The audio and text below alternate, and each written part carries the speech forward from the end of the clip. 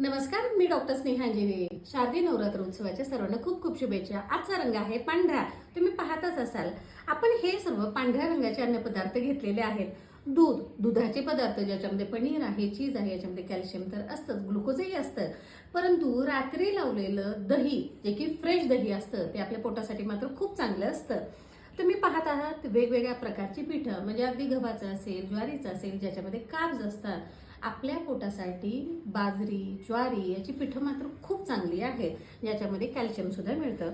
तुम्ही पाहत आहात पांढरी तीळ. आता या तिळांमध्ये वेगवेगळे अँटीऑक्सिडंट असतात. मी प्रेफर करेल रोजच्या जेवणामध्ये याची चटणी मात्र तुम्ही अवश्य घ्या. हे आहेत एग्स. व्हाईट एग्स हे रिच इन प्रोटीन आहे, त्याच्यामुळे हे तर नक्कीच खावे. परंतु ज्यांना वजन वाढवायचं आहे त्यांनी एग येलो खाल्लं तरीही चालतं, कारण त्याच्यामध्ये मात्र फॅट आहे. हे पाहत आहात छोटंसं मिलेट, ज्याला आपण बगर किंवा वरी असंही म्हणतो, ज्याचा ग्लायसेमिक इंडेक्स अगदी कमी आहे, रिच इन फायबर आहे. याच्यामध्ये सुद्धा वेगवेगळे मिनरल आहेत. निश्चित याचा फायदा तुम्हाला होऊ शकतो. तांदूळ आणि तांदळाचे पदार्थ, अर्थात तांदूळ हा हातसडीचा असावा, ज्याच्या कव्हरमध्ये लालसर कव्हर असतं, ज्याच्यामध्ये बी जीवनसत्व असतं, परंतु ह्याच्यामध्ये इसेन्शियल अमिनो ऍसिड सुद्धा असतात. आता या तांदळापासून तयार केलेले पदार्थ जसं की इडली आहे, डोसा आहे, हे फर्मेंटेड फूड आहे. फर्मेंटेड फूडमध्ये प्री प्रोबायोटिक असतं, ज्याच्यामध्ये तुमची गट हेल्थ मात्र खूप चांगली होते. आपण पाहताय हे आहेत काजू आणि मखाना. तर हे रिच इन प्रोटीन आहे, अँटीऑक्सिडंट आहे. हे निश्चित तुम्ही खा. सहज चालत फिरत सुद्धा तुम्ही खाऊ शकता. हे आहे रॅडिश किंवा मुळा. आता मुळ्यामध्ये अँटी इन्फ्लॅमेटरी प्रॉपर्टी असते. आपल्याला जनरली सूज येते किंवा काही अलर्जिक रिॲक्शन असते, निश्चित याची मदत होते. याच्यामध्ये फायबर सुद्धा असतं आणि ह्याच्यामध्ये कॅल्शियम सुद्धा असतं. तर हा मात्र नक्की तुम्ही सलाडमध्ये ठेवा. हे आहे फ्लावर.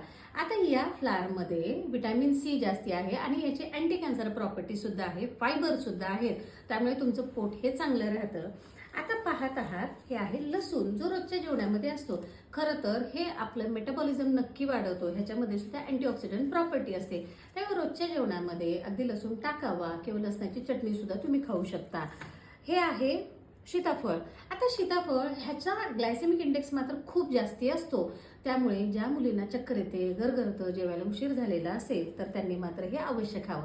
आणि शेवटचा ते म्हणजे हा लावलेला आहे मी गजरा, पांढरा गजरा मोगऱ्याचा. याचा काय फायदा आहे, तर हा ॲरोमा थेरपी म्हणून वापरला जातो. ही सर्व जी फुलं आहेत तर त्याच्या सुगंधामुळे अँजिओलायटिक इफेक्ट मिळतो, म्हणजे तुमचा स्ट्रेस, टेन्शन कमी होतं आणि तुम्ही प्रसन्न राहता. तर हा अशा पद्धतीनं आपण 15 दिवस साजरा करूयात. धन्यवाद.